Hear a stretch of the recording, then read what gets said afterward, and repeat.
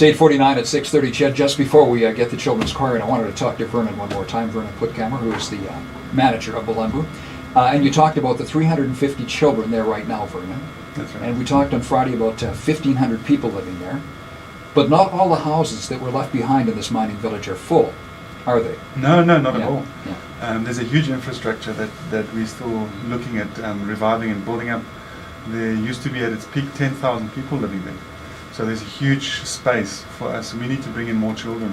So that's the goal, that's the long-range goal, Yes, to fill the place up. We want to fill the place up at the right pace, because we need to do a good job. But we need to bring more children in. There's a lot of children out in Swaziland in destitute conditions. Now, I mentioned before that you have this chance for voluntourism, as you call it. You have teams that come over, I guess, from all over the world that help you out at Bulembu. That's right, yeah. It's extremely privileged for us to host people from all over the world that come out as a group, as a team, as a corporate, as a church, and they come and spend a week, a couple of days, and they build something, or they help at school. Various ways of helping as a volunteer. Yeah, no, there was a team from New Jersey painting when we were there too, helping to refurbish some of the houses also. And for people who don't know, you do have accommodations there. That's right, yeah. We've got a beautiful accommodation, which we call the Bulembu Lodge. So if you go on our website, bulembu.org, you'll see that under the accommodation section, we've got a beautiful place to stay, good food. Yeah. Now the goal we mentioned about some of your students are going to be going to post-secondary now this fall. That's right. And the goal, as you mentioned, you want to build leaders for the nation. Yes, we want to equip people with as strong a foundation as possible, and education is a big part of that. So we want to make sure we give the children every opportunity they need to achieve and become who God wants them to be. Is it a little scary because they're no longer in the kind of shelter of your little town? Do they get to choose where they go for their post-secondary? Yes, the children get to choose. We work with them over a period of time, the last 2 years already, trying to help them, to equip them to choose what they want to become, their careers. And like anybody, like any child, some of them don't know. But there is facility. That's the beautiful part of Bulembu, is they can work there and we can continue working with them, building them up slowly. So because we have so many enterprises, so many businesses within Bulembu, where we can equip them and give them experience. All right. And this is in Swaziland. I don't know if you've mentioned Swaziland. Yes, Swaziland, not Switzerland. Yes, Swaziland. Swaziland, yes, in South Africa, bordering South Africa. You're from South Africa originally, aren't you? That's right, yes. Yeah. I grew up in South Africa. Several generations back? Yes, 5 generations, originally coming from Germany. Is that right? But okay. I'm not a German, I'm a South African. Yeah. There, of course, after 5 now generations. Swazi, yeah. All right, all the children are filing in. I'm going to play a couple of spots here and we'll get some music. 8:55 at 6:30, Ched. The Bulembu Children's Choir is now gathered in front of me in the control room here. And did everybody have fun at the Tell Us World of Science? Yes. Yes. All right, that's great. I saw your picture in the paper on Saturday, again on Sunday. Saw you on the TV news. You're all becoming so famous that by the time the tenors get here next Monday, they're going to open for you. And you're going to probably headline the show. Excited. And where are you going today? Chocolate Factory. Yeah, there you go. That'll be fun. Emmanuel, their choir director, is with us again this morning. What song are we going to do today, Emmanuel? We're going to do the traditional song, Siswati. Okay. And hope you guys will enjoy it. Okay, sure. All right. I'll crank up the mics and get them all turned in the right direction here. There we go. All right. Anytime you're ready.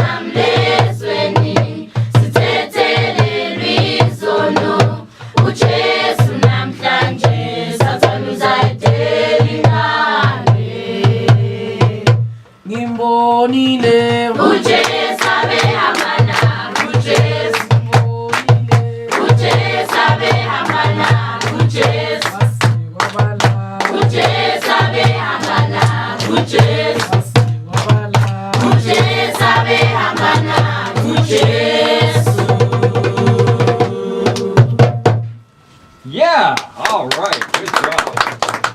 If I could, I would like to talk to the young man who told his story at Heartland Alliance on Saturday night.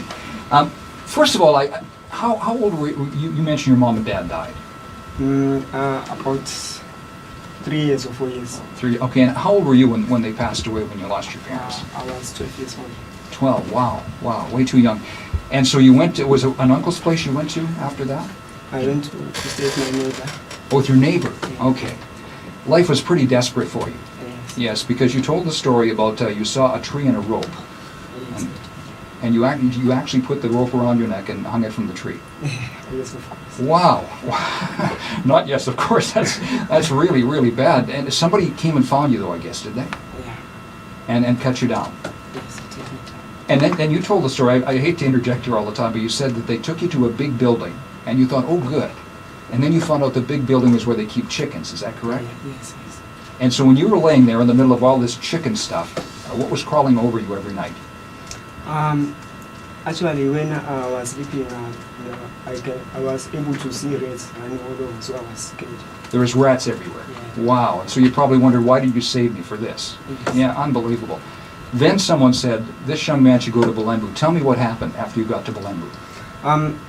After I got to Bulembu, I received hope. So because I didn't know who is Jesus, but I knew Jesus when I get to Bulembu, and I've gained more things at Bulembu. I've got family, I've got everything. You've got family, and you mentioned now where you used to go and sleep with the chickens, hungry every night. Has there ever been a night you've been hungry since you've been there? No. Never. No. Wow, all right. I just want to remind everybody that there are just a few more chances to see these children sing. One is at Sherwood Park Alliance Church, 7 o'clock this Thursday, and the other one is going to be at the First Christian Reformed Church in Red Deer on Friday night. And then next week you get to sing with the tenors. Week from tonight, so that'll be great. All right, I've run out of time already. Thank you all so much for coming in.